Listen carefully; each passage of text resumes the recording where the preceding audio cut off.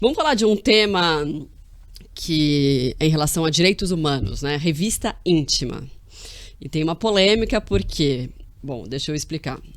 Revista íntima nos presídios é aquele procedimento em que quando a pessoa vai visitar, ela precisa, em alguns momentos, ficar completamente nua para ver se não tem droga, para ver se não tem arma, para ver se não tem alguma coisa. E aquilo é muitas vezes humilhante, né, para os parentes, para as pessoas que vão visitar os presidiários.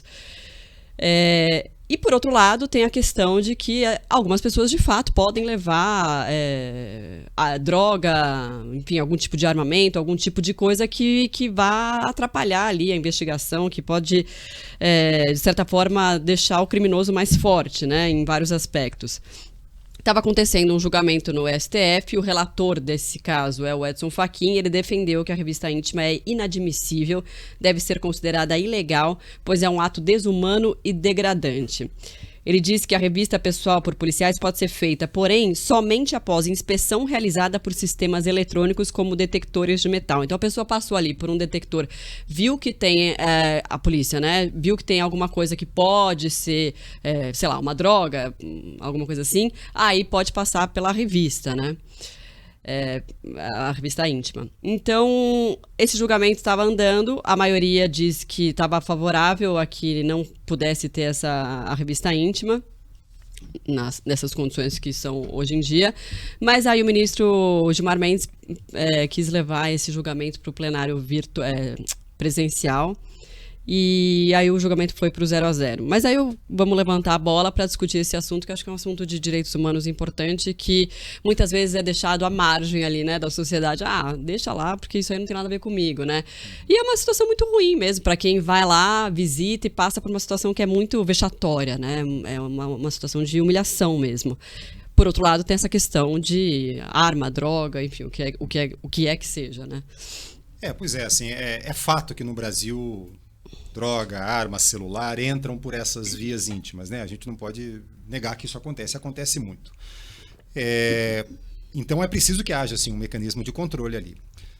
Por outro lado, acho que a gente tem um tipo de pensamento no Brasil que é muito comum, que é sempre assim, contra os presos e contra parente de preso pode tudo. Então tudo bem o preso viver numa cela superlotada, apanhar, passar fome, a família ser humilhada, morrer dentro da cela, né? E esse tipo de pensamento é muito comum no Brasil.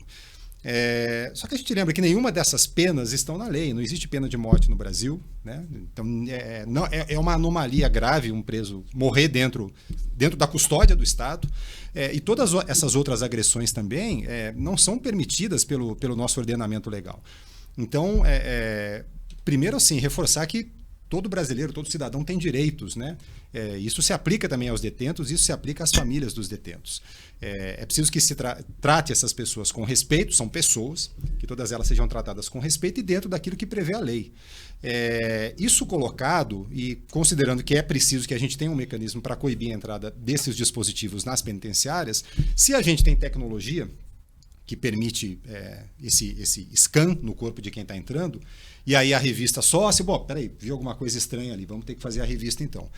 Por que não aplicar? Né? Aliás, já está tarde, né? Quer dizer, não é de hoje que existem esses equipamentos, né? Para fazer esse tipo de escaneamento.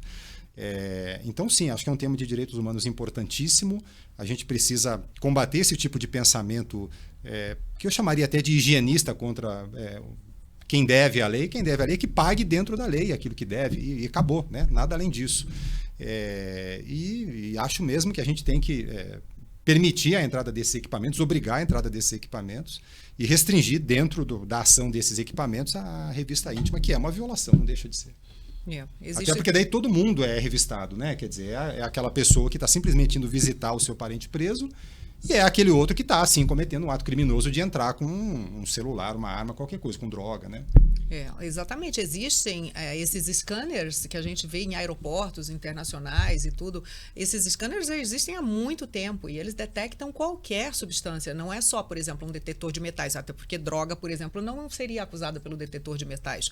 Mas o scanner, ele vai mostrar se houver até, por exemplo, pessoas que tentam entrar com dinheiro, né, com divisas que não são permitidas coisas, um valor alto naquele país não é permitido, tudo isso é detectado por scanners. Então, sim, é um equipamento fundamental. Hoje, eu acho que acho que a gente tem que ser bem claro. Assim. Eu sei que essa é uma pauta importante, por exemplo, para a extrema-direita, que diz que o bandido tem que ser morto, o bandido bom é bandido morto, aquelas frases que a gente, né, infelizmente, grande parte da sociedade já não se horroriza com isso, porque nós estamos ainda numa democracia sob o domínio da lei, né, e queremos permanecer assim, mas, de qualquer maneira, essas são pautas frequentes, né, quando a gente ouve falar em presos, porque qual é a nossa a ideia, né, do cidadão respeitador da lei? Eu, pelo menos, me considero uma cidadã respeitadora da lei que quero ver o império da lei no meu país.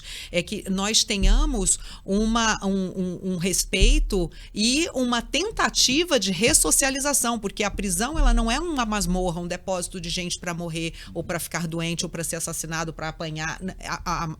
A tentativa que se faz no caso de prisão é de ressocializar o preso. E quando você impede que esse preso, por exemplo, receba uma visita de uma parente que não quer se submeter a essa revista, você está influindo, inclusive, na própria ressocialização daquele preso, porque ele precisa do contato da família, ele precisa que a mãe vá visitá-lo, ele precisa ter uma esperança de que tem alguém esperando por ele lá fora e que ele vai acertar suas contas com a sociedade e ter uma nova chance, porque senão tudo que nós fazemos é inútil. Esse depósito de gente que se tornou a prisão sem nenhum trabalho, né, nesse sentido de ressocializar, e eu posso dizer, porque eu já fiz matéria dentro de presídios e já conheci tanto o presídio que faz esse trabalho, eu conheci um presídio, inclusive, em Mococa, aqui no interior de São Paulo, um semiaberto, em que as pessoas eram obrigadas a estudar. O diretor do presídio dizia, aqui, se a pessoa se identificar com qualquer facção criminosa, eu transfiro na hora.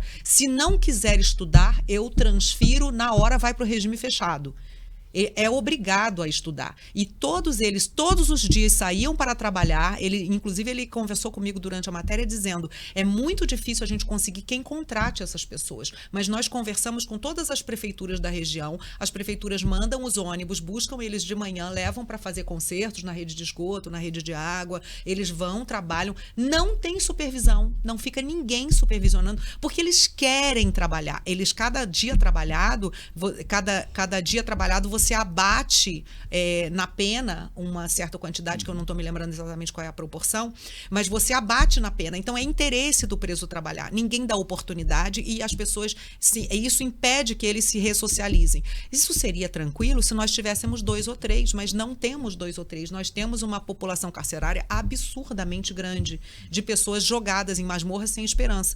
E só para a gente deixar bem claro, a revista íntima, ela é feita da seguinte maneira, a mulher chega numa sala, ela tem que tirar a roupa, ela tem que ficar de cócoras, isso seja sua mãe de 80 anos e seja sua filha de 12, 13. Eu estou falando aqui também, não sei se pegam uma menor e fazem isso, tá? Tô dizendo assim, qualquer mulher, tá? Mesmo que tenha 80 anos, sua mãe foi te visitar, ela vai ter que tirar a roupa, se acocorar e ficar saltando, assim, sabe? Para ver se cai alguma coisa de dentro das partes íntimas. Então, isso é muito degradante, é realmente muito cruel. Então, se nós temos uma maneira de fazer com que essas pessoas não tenham que passar por isso, eu acho que é fundamental. Da mesma forma que, tudo bem, um mamógrafo é muito caro para o SUS, mas ele tem que ter. Não é verdade? Um hospital não tem que ter um mamógrafo? Uhum. Ele é muito caro. Uma ressonância, um aparelho de ressonância é uma fortuna, mas tem que ter. Então, o scanner corporal também é muito caro, mas tem que ter. Na minha opinião. Porque eu acho que faz parte de nós sermos uma sociedade mais justa e que realmente invista no seu povo. Essas pessoas que estão encarceradas hoje são força produtiva inútil. Essas pessoas não estão trabalhando porque ninguém dá oportunidade e chegaram lá, muitas vezes também dessa mesma forma, porque não tiveram oportunidade aqui fora. E nós temos uma grande... Tudo bem, há pessoas que não vão conseguir ser ressocializadas, mas o que a gente conseguir salvar, principalmente entre esses jovens que hoje não estão contribuindo para o crescimento do nosso país, é muito importante. Sabe? Isso tem que ser pensado com muito carinho. A gente está vendo ali, tem o ministro Silvio Almeida, com certeza, é uma pessoa sensível para esse ponto, né? E só lembrando também, enfim, um dado que me ocorreu aqui agora, né? O nosso sistema prisional tem muita gente encarcerada sem julgamento por um tempo além do razoável E tem inocentes presos, que vez por outra a gente vê também, graças a projetos de organizações não governamentais, conseguindo deixar a prisão.